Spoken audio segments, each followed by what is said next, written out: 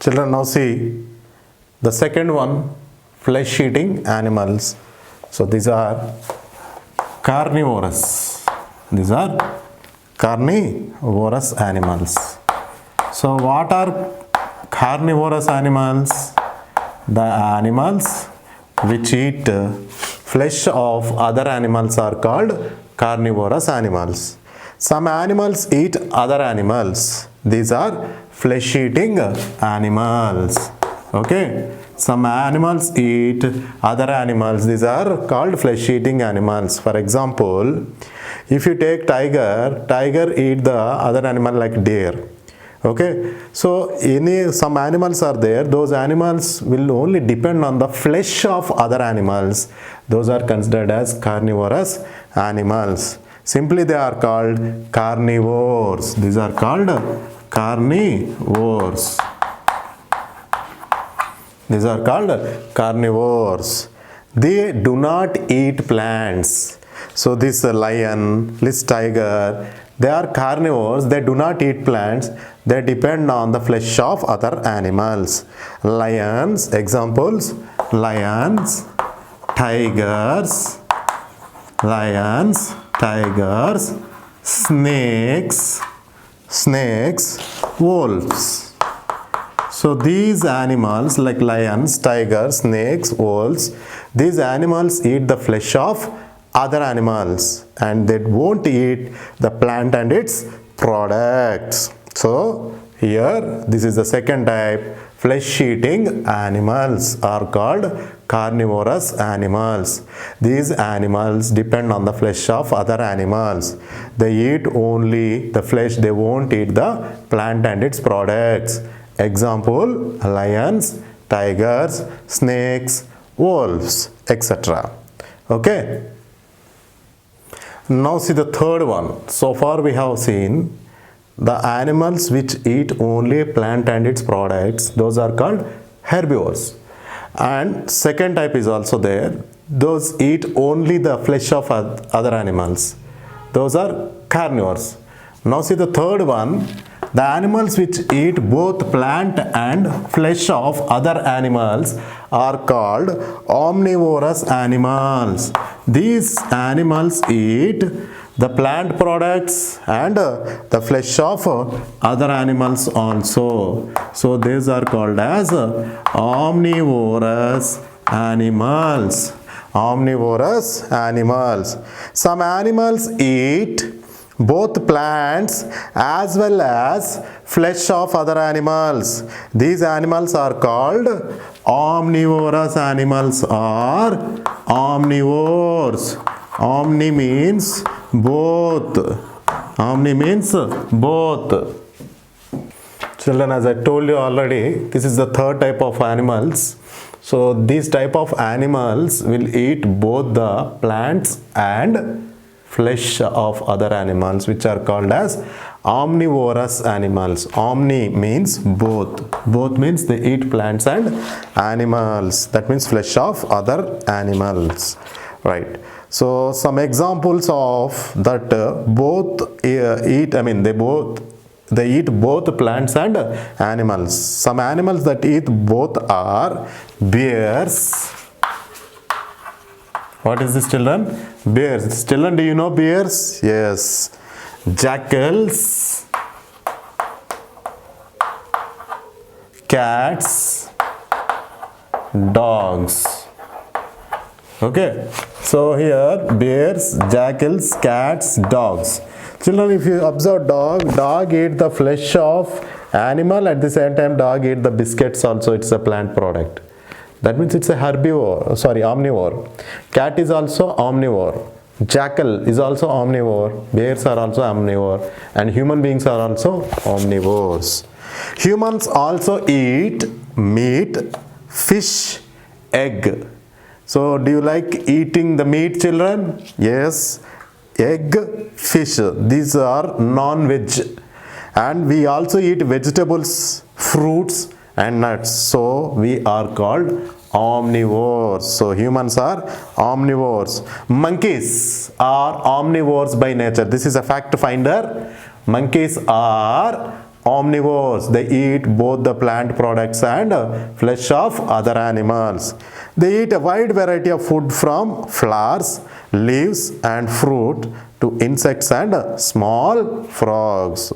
So they eat a wide variety of food from the flowers, leaves and fruits to insects and small frogs also. That is why monkeys come under omnivores. Okay. Children, so far we have seen different body coverings like feathers, hair, fur, scales in different types of animals. And recently I told you about the different eating habits like carnivores, herbivores and omnivores. Now it is the third one, different ways of breathing. Animals, all the animals breathe in different ways. Can you swim under water, children? Yes. It is wonderful to swim under water like a fish. But unlike a fish, you must soon return to the surface to fill your lungs with air.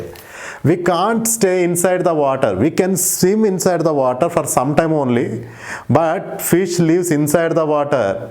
Okay, it won't come out.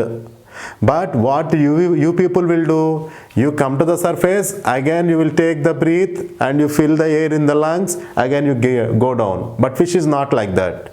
Okay, so what makes the difference? So without air, you will die in few minutes. Yes, without air, the human beings die in few minutes. Air contains the gas which is called oxygen. Air contains the gas which is called oxygen, which your body needs to burn your food to release energy. This oxygen is required by your body to break the food, to release energy. That is why oxygen is useful. Then how we can take the oxygen? How you can take the oxygen, children? With the help of your nose. With the help of your nose. So using oxygen, burning the food to release energy, this process is called respiration. What is this process, children? Respiration.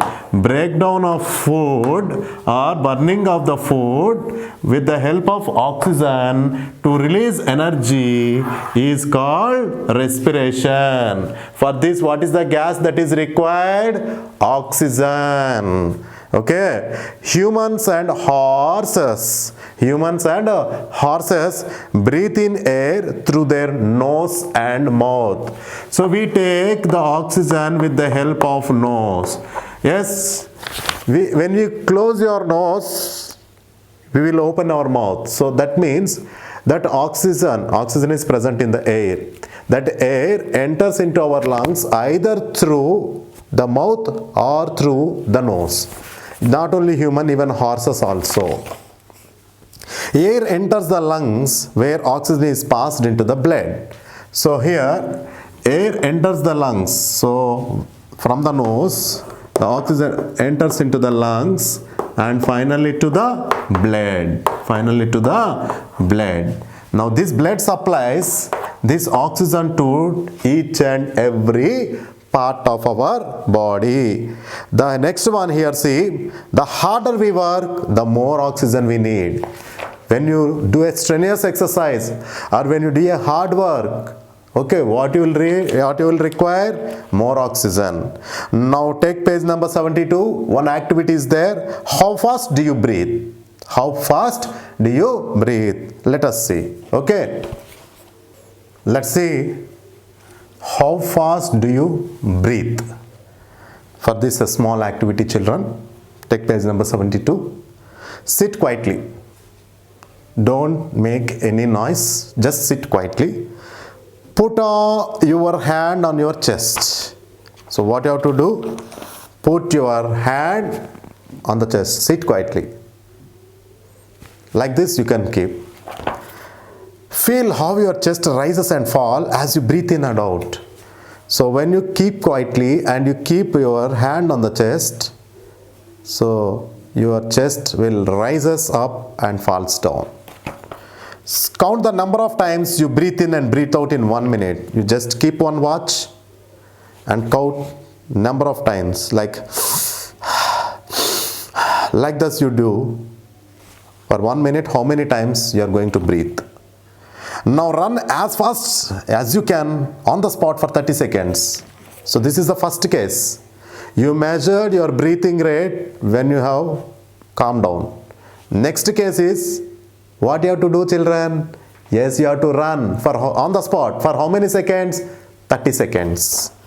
Are you breathing faster and more deeply? Yes, this is a common observation. When you will come to your house quickly by running, or when you arrive to the classroom, okay, very fast. Yes, you can observe the breath rating is very fast and you have to take the air more deeply. So here, count the number of times you breathe in 1 minute now.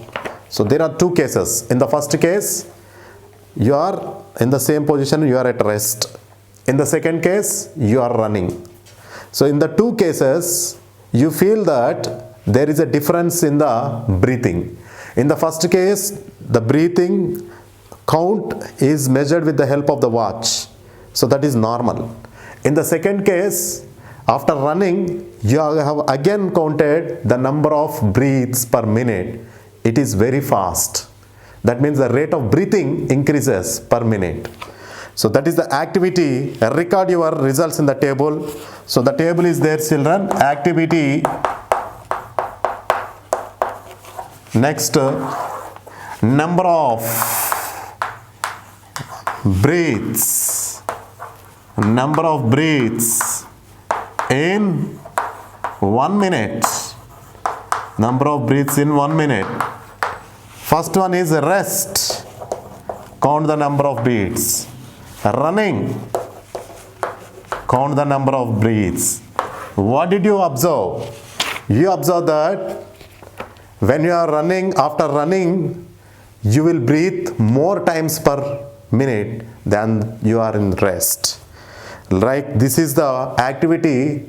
From this activity, it is very clear that rate of breathing increases when you are working or when you are running or when you are doing any powerful exercise. Okay.